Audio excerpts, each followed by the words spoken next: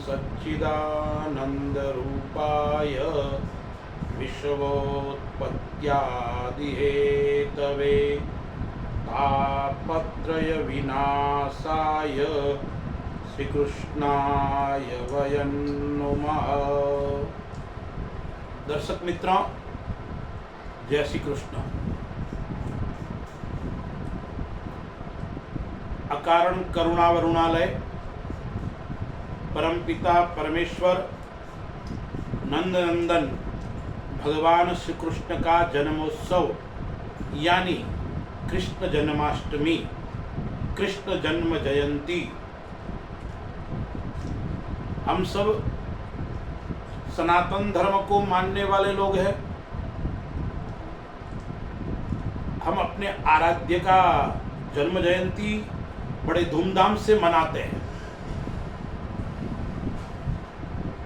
भगवान कृष्ण की जयंती यानी क्या, कब है, कैसे उसका हमें उत्सव मनाना चाहिए, उसके ऊपर हम थोड़ी विस्तार से चर्चा करते हैं। साधारणतया सभी धर्म प्रेमी महानुभावों को पता होता है, भाद्र कृष्ण पक्ष अष्टमी यानी जन्माष्टमी, मतांतर से अन्य दक्षिण भारत आदि में श्रावण कृष्ण अष्टमी यानी जन्माष्टमी। और हम सब लोग जानते भी हैं, भगवान के प्रादुर्भाव की कथा हमें पता भी है। भागवत कथा आप श्रवण करते हो, अन्य पुराणों की कथा श्रवण करते हो, तो भाद्रपद मास कृष्ण पक्ष अष्टमी और बुधवार के दिन मथुरा के अंदर वसुदेव और देवकी के गर्भ से परमपिता नंदनंदन हम सभी के आराध्य नटवर नागर का प्रादुर्भाव मध्यरात्रि में मथुरा के कारागार में हुआ। भगवान कृष्ण जैसा नाम ऐसा स्वरूप। कृष्ण का अर्थ क्या होता है? कर्षयति, आकर्षयति इति कृष्ण। जिनका चरित्र देखकर, जिनका दर्शन करके, चाहे बालक हो, चाहे वृद्ध हो, चाहे अबाल हो, सबको आकर्षण अपनी ओर कर लेता है। कर्षयति, आकर्षयति इति कृष्ण, यानी वो कृष्ण है। भगवान कृष्ण की कथा के अंदर सबको आनंद आता है, चाहे बालक है, चाहे युवा है, चाहे स्त्री है, चाहे वृद्ध है। ऐसा भगवान कृष्ण का स्वरूप है। उनकी जन्म जयंती यानी कृष्ण जन्माष्टमी इस भारतवर्ष के अंदर भगवान कृष्ण का जन्मोत्सव लोग भिन्न भिन्न प्रकार से मनाते हैं। कोई उपवास करके, कोई जागरण करके, कोई भगवान कृष्ण का पूजन करके, श्रृंगार करके, भगवान को झुला झुला के, यानी भिन्न भिन्न प्रकार से भगवान कृष्ण का जन्मोत्सव हम सब लोग मनाते हैं और मनाना भी चाहिए। शास्त्र की आज्ञा के अनुसार, शास्त्र के अनुसार, तस्मात् शास्त्रम प्रमाणन्ते कार्या कार्य व्यवस्थितो, गीता में भगवान ने बताया है। यानी शास्त्र की आज्ञा में रहते हुए शास्त्र जिस प्रकार से बताता है उस प्रकार से आप कार्य करोगे तो आपको फल की भी प्राप्ति होगी। आपने जो किया कर्म है उस कर्म का आपको फल की प्राप्ति होगी। यदि आप अपने मन मर्जी से कार्य करोगे तो भगवान गीता में क्या कहते हैं? न स सिद्धि मवाप्नोति न सुखम न पराम गति। न आपको सुख की प्राप्ति होगी, न आपकी गति होगी। इसलिए शास्त्र कहते हैं कि ये शास्त्र विधि मुसृज्य वर्तते काम कारता, यानी शास्त्र की मर्यादा में रहकर हमें शास्त्र के बताए अनुसार हमें उत्सव पर्व आदि मनाना चाहिए। अब जन्माष्टमी हम सबको पता है, भाद्र कृष्ण पक्ष अष्टमी के दिन भगवान का जन्म हुआ, लेकिन वो संयोग कैसा होता है? उस दिन रोहिणी नक्षत्र का आगमन भी होता है और भगवान का जन्म रात्रि में 12 बजे हुआ है। तो 2024 की जो जन्माष्टमी है वो कब है? और इस वर्ष विशेष योग बन रहा है, विशेष संयोग काफी वर्षों के बाद में बन रहा है।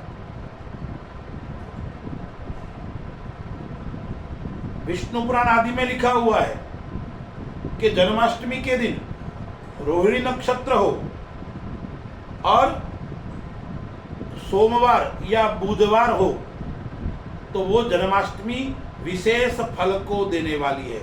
और यही पर्व इस वर्ष अष्टमी, रोहिणी नक्षत्र और सोमवार तीनों का महायोग बन रहा है। किस तारीख को है? 26 अगस्त 2024 सोमवार के दिन भगवान कृष्ण की जयंती है। दिन में 3:55 के बाद रोहिणी नक्षत्र आ रहा है। भगवान कृष्ण कैसे हैं?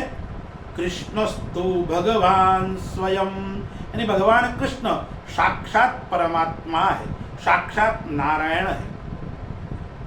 भगवान कृष्ण कैसे है? सर्वव्यापक है, कण कण में परमात्मा विद्यमान है। भगवान सर्वव्यापी है, भगवान सर्व अंतर्यामी है, भगवान कृष्ण सर्वशक्तिमान भी है और वो हमारे आराध्य भी है। उस आराध्य का जन्म जयंती हमें कैसे मनानी चाहिए, आइए हम उसके ऊपर थोड़ा विचार करते हैं। प्रातःकाल संध्या वंदन यदि आप करते हो और करनी भी चाहिए, और आपके नित्य नैमित्तिक कर्म से स्नान आदि से निवृत्त होकर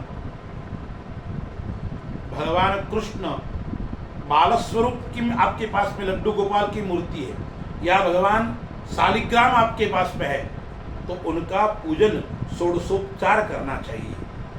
आप स्वयं कर सकते हो तो अच्छी बात, अन्यथा श्रेष्ठ विद्वान ब्राह्मण को बुलाकर भगवान कृष्ण का, भगवान शालिग्राम का षोडशोपचार पूजन करना चाहिए। उसके बाद में रात्रि में जन्म हुआ है तो भगवान का कीर्तन, भगवान का जागरण, पुष्प से भगवान का श्रृंगार करना चाहिए। तो षोडशोपचार पूजन कैसे होता है? तो पहले पूजा की थाली हमें तैयार करनी है। सुंदर चौकी के ऊपर अच्छा वस्त्र बिछाकर भगवान कृष्ण या भगवान शालग्राम की स्थापना करनी चाहिए। भगवान के सम्मुख घी का दीपक लगाना चाहिए। कुमकुम, चंदन, अक्षत, पंचामृत, तुलसी दल भगवान को प्रिय है, अबीर, गुलाल, प्रसाद, धूप, दीप, नैवेद्य, फल, दक्षिणा आदि सामग्री एकत्रित करके भगवान कृष्ण का पूजन करना है। अब भगवान कृष्ण का पूजन करते हैं तो भगवान कृष्ण की कई स्तुति भी है, कई श्लोक भी है। ये सब आपको आता है तो अच्छी बात है। मधुराष्टकम है, गोविंद दामोदर अष्टकम है, इस प्रकार के भगवान के कई स्तोत्र है। भगवान कृष्ण के 1000 नाम भी है, 108 नाम भी है, गोपाल सहस्त्र भी है, विष्णु सहस्त्र भी है।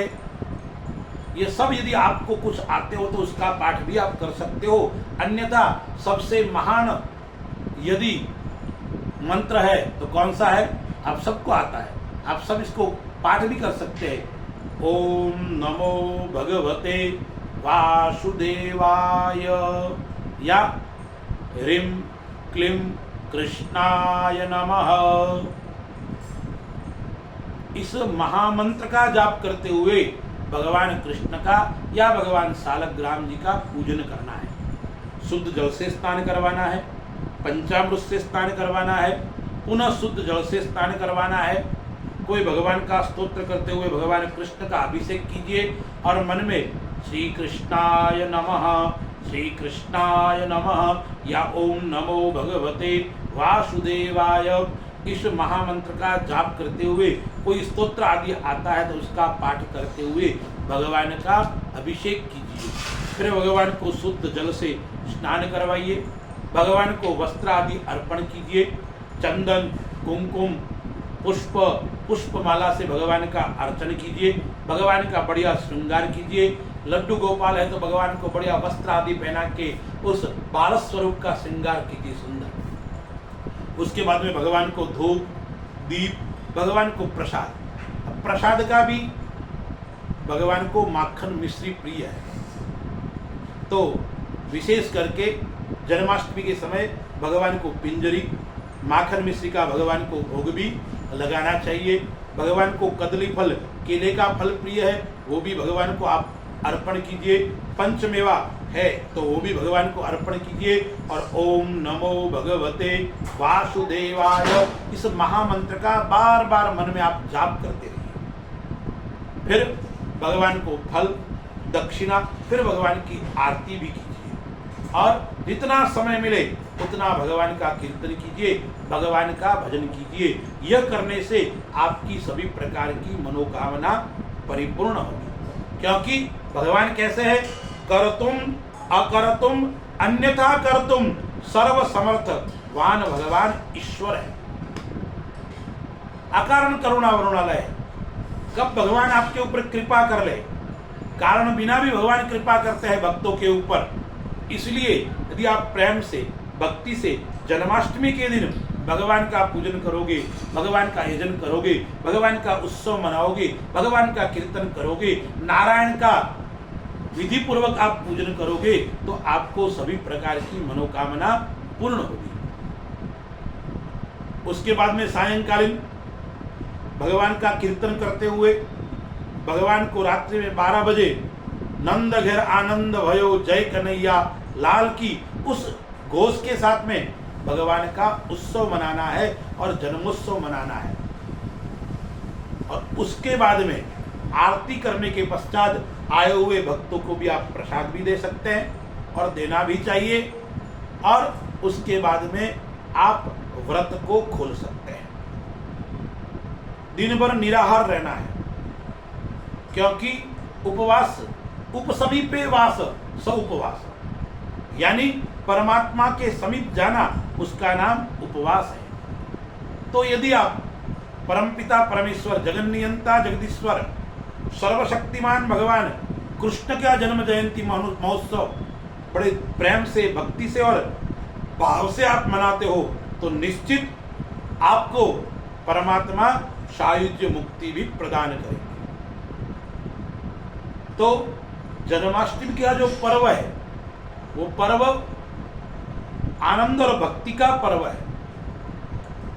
भगवान कृष्ण का जन्म रात्रि को 12 बजे हुआ और कहा हुआ कारागृह के अंदर, और जैसे ही भगवान को ऊपर उठाया है और सभी कारागृह के बंधन से, बेड़ियों से वो मुक्त हो गए पिता। क्यों हुए? क्योंकि जो परमात्मा को सिर पे धारण करता है वो सभी बंधनों से मुक्त हो जाता है। इसलिए हमें जीवन के बंधनों से मुक्त होना है, सांसारिक बंधनों से मुक्त होना है, रोग संकट आदि से मुक्त होना है। तो सर्वशक्तिमान, सर्वव्यापक भगवान श्री कृष्ण का पूजन करें। भगवान श्री कृष्ण का जन्म जयंती उत्सव बड़े प्रेम और बड़े भक्ति से आप मनाओगे तो आपकी सभी मनोकामना परिपूर्ण होगी। भगवान कृष्ण के चरणों में वंदन करता हूँ, प्रणाम करता हूँ और सभी भक्तों के ऊपर, हम सभी के ऊपर परमपिता परमेश्वर का आशीर्वाद बना रहे। अस्तु। जय श्री कृष्ण।